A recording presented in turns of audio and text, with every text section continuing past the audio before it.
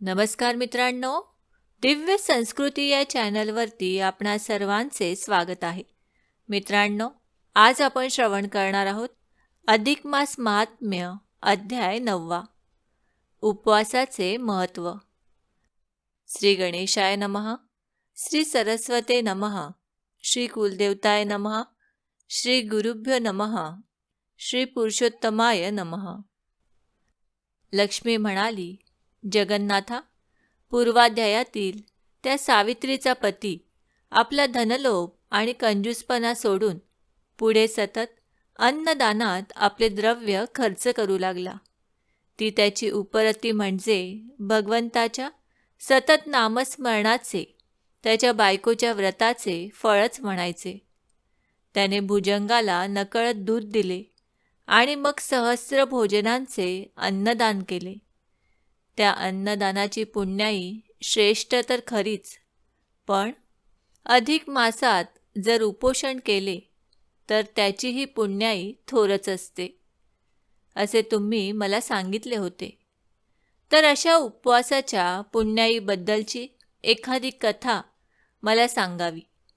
लक्ष्मीच्या त्या इच्छेप्रमाणे मग नारायणांनी तिला पुढीलप्रमाणे एक कथा सांगितली. नर्मदा तीरी माहिष्मती नगरीत एक विधवा स्त्री राहत होती. तिचे नाव चंद्रिका असे होते. वैधव्य दशा प्राप्त झाल्यावर अधिक मासात ती स्नान, दान आणि व्रतनियम यथाशक्ती करायची. पण एका अधिक मासात तिने महिनाभर संपूर्ण कडक उपवासाचे व्रत नियम पाळले. आधीच नाजूक असलेल्या त्या चंद्रिकेच्या प्रकृतीवर त्या महिनाभराच्या उपवासामुळे, कडक नियमामुळे खूपच परिणाम झाला. ती इतकी क्रुश झाली की तिला रस्त्याने नीट चालतासुद्धा येईना, बसली तरी उठताही येईना. तरी पण ती तशीच दररोज नियमाप्रमाणे भल्या पहाटेच नर्मदेवर स्नानाला जायची. अधिक मासातील कृष्ण पक्षाचा शेवटचा दिवस. त्या दिवशी नित्य नियमाप्रमाणे भल्या पहाटेच नर्मदेवर चंद्रिका स्नानास गेली. स्नान कसे तरी झाले. परत घरी जाताना ती वाटेवरच कोलमडून पडली. तिला उठताच येईना. ती ओरडू लागली. तेवढ्यात जवळच्या झोपडीतून एक म्हातारी तिथे धावत आली. तिने चंद्रिकेला सावरून नीट बसविले आणि नीट न्याहाळून पाहिले तर काय नवल. अहो चंद्राबाई, काय हो ही दशा करून घेतलीत? वळखू बी येईनात की? मला तरी वळखा, बघा की नीट, शांत व्हा. म्हातारीचे ते कळवळ्याचे बोलणे ऐकून क्षीण स्वरात चंद्रिका म्हणाली, कोण ग बाई तू? मी नाही ओळखलं. अहो, तुमचे धनी व्हते तवा मी नव्हते का तुमच्या घरी कामाला? तुमची भांडीवाली मी तुरीजया नव्ह का? म्हातारीने ती ओळख देताच चंद्रिकेचे डोळे उघडले. गहीवरून ती म्हातारीच्या गळ्यात हात घालून कणत कणत म्हणाली, आता ओळखलं बरं. जया, किती ग म्हातारी झालीस तू? आणि काय ही तुझी दशा? काय हा अवतार? माझं मेलीचं राहू द्या, पण आधी तुमचं सांगा. हे तुम्हाला अकाली आलेलं अवकळ म्हातारपण कशापायी बरं? तुरीजयाच्या त्या प्रश्नावर चंद्रिका म्हणाली, बाई ग, ह्या अधिक मासात मी महिनाभर कडक उपवासाचे व्रत केले आहे. पोटात अन्नाचा कणही नाही. त्यामुळे ही दशा झाली आहे ग. मग कशाला एवढं कडक व्रत करायचं? जीव जाळून कुठं देव भेटतो वय? मरण येतं लवकरच. चला उठा बरं, माझ्या झोपडीत चला. जरासा भाकर तुकडा खा, पाणी प्या, उपवास सोडा, म्हणजे हुशारी येईल. ऐका माझं. जयाच्या त्या बोलण्यावर चंद्रिका उठून म्हणाली, नाही जयाबाई, मी व्रताचा भंग करणार नाही. काय वाटेल ते होऊ दे. मी काही खाल्लं तर माझे उपवास व्रताचे पुण्य लयाला जाईल. तुमचं ते पुण्य लयाला जायच्या ऐवजी मला या जयाला द्या. तेवढंच पुण्य माझ्या तरी पदरी पडल म्हणते. आम्हा गरिबाला कशाचं व्रत आणि कशाचं पुण्य. सारी पंचायतच चंद्राबाई. हे तुमचं उपवासाचं थोडं तरी पुण्य मला आज द्याच. त्याच्यामुळे माझा पापिणीचा उद्धार होईल. आज ते मोठं पुण्य तुम्हाला लाभेल बघा. जयाची ती विनंती ऐकून चंद्रिका गोंधळली. त्यावेळी घडलेला अनपेक्षित प्रकार, त्या पूर्वीच्या मोलकरीण बाईची ही आगळीच मागणी आणि हा अधिक मास, ही सर्व त्या भगवान पुरुषोत्तमाचीच इच्छा दिसते. त्याशिवाय ही अशी घटना घडलीच नसती, असा विचार चंद्रिकेच्या मनात आला. तिला त्या तुरी जयाची दयाही आली आणि मग तिने झटकन निर्णय घेतला. भरून आणलेल्या झारीतील नर्मदेचे पवित्र पाणी हाती घेऊन ती जयाला म्हणाली, तुळजाबाई, मी अधिक मासात जे कडक उपवासाचे व्रत केले, त्यातील फक्त 1 दिवसाच्या उपवासाचे पुण्य तुम्हाला दान देत आहे. घ्या हे पाणी हातात. तुरी जयाने ते दानाचे उदक आपल्या हातावर घेतले. तेवढ्यात काय आश्चर्य, तिचा देह दिव्य कांतिमान झाला आणि स्वर्गातून एक विमान तेथे आले. विमानातील देवदूतांनी तुरी जयाला सन्मानपूर्वक विमानात बसविले आणि चंद्रिकेला नमस्कार केला.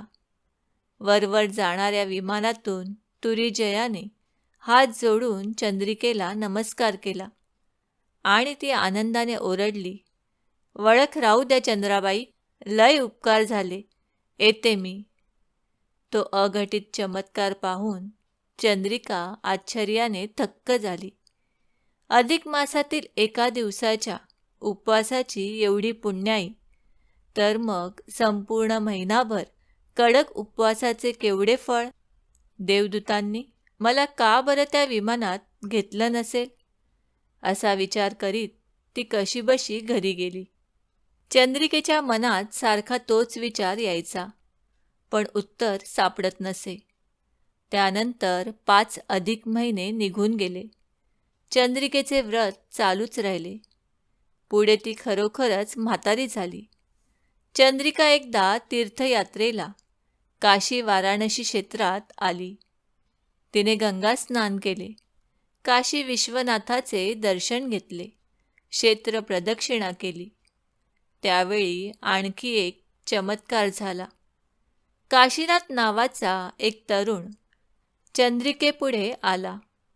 त्याने चंद्रिकेला वाकून नमस्कार केला आणि तो म्हणाला, मला ओळखलं का बाई? चंद्रिका भांबावली, म्हणाली, नाही बाळ, कोण तू? मग तो काशीनाथ म्हणाला, चंद्राबाई, मी आज जरी हा असा पुरुष दिसतो आहे, तरी माझा हा दुसरा जन्म आहे बरं का. पूर्वजन्मी मी तुमची भांडेवाली मोलकरीण तुरीजया होते. त्या अधिक मासात तुम्ही नदीवरून आंघोळ करून आला होता. वाटेत कोलमडून पडला होता. मी तुम्हाला उठवलं. मग तुम्ही मला तुमच्या उपवासाचे 1 दिवसाचे पुण्य दान दिले होते. त्या पुण्याईमुळे मला विमान आलं. मी स्वर्गात गेले होते. नंतर काही दिवस मी स्वर्गसुख भोगले. लगेच देवाने मला हा दुसरा जन्म दिला. या काशी क्षेत्रात आता मी काशीनाथ झालो. यात्रेकरूंना रस्ता दाखवण्याचे काम मी करीत असतो. तुमचे उपकार म्हणून हा जन्म मला मिळाला. आज तुमचे तापसीचे थोर दर्शन घडले आणि तुम्हाला इथे पाहताच मला माझ्या पूर्वजन्माचे सरळ ज्ञान आले. त्या काशीनाथाने तो सारा वृत्तांत सांगताच आणि त्याने चंद्रिकेला थोर तापसी पुण्यवती म्हणताच तिला एकदम गहिवरून आले. तिने काशीनाथाच्या गळ्यात गळा घालून मोठ्याने हंबरडा फोडला. अगं जया, मी अधिक मासातील फक्त 1 दिवसाचे पुण्य तुला दान दिले आणि त्या एवढ्या पुण्याईने हा तुझा असा उद्धार झाला. पण माझं काय ग? तो देव मला अजून कसा पाहत नाही? अरे काशीनाथा. मग तेथेच काशीनाथाने महादेवाच्या पिंडीची मोठ्या थाटाने स्थापना केली, मंदिर बांधले. मरेपर्यंत तो त्या चंद्रेश्वराचे दर्शन दररोज नित्यनेमाने घेत राहिला. विष्णू म्हणाले, लक्ष्मी, अजूनही काशी क्षेत्रात त्या थोर तापसीच्या स्मरणार्थ असलेल्या चंद्रेश्वर लिंगाचे दर्शन हजारो लोक घेत असतात. आता पुढे 10व्या अध्यायात मौन भोजनाचे महत्त्व आणि आणखी एक कथा सांगणार आहे. ती तू चित्त देऊन ऐक. ओम नमो भगवते वासुदेवाय नमः. अधिक मास आरती. जय जय अधिक मास पुरुषोत्तम नाम, सद्भावे व्रत करिता लाभतसे पुण्य.